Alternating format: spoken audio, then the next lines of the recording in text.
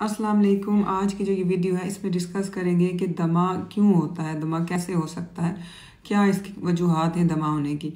तो सबसे पहले जो है वो फैमिली हिस्ट्री है कि अगर किसी की फैमिली में स्पेशली जो पेरेंट्स हैं उनको अगर दमा है तो काफ़ी ज़्यादा चांस होता है, काफ़ी ज़्यादा रिस्क बढ़ जाता है कि उनके बच्चों को भी दमा होगा।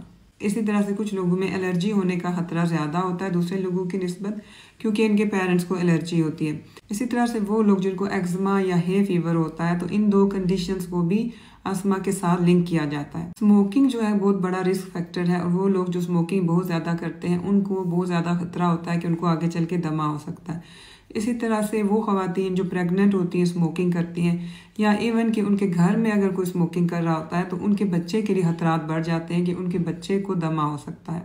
बच्चे और अडल्ट जो कि ओवर वेट होते हैं, उनका वज़न काफ़ी ज़्यादा होता है, तो उनको चाहिए अपना वज़न कंट्रोल करें क्योंकि इसकी वजह से भी दमा हो सकता है।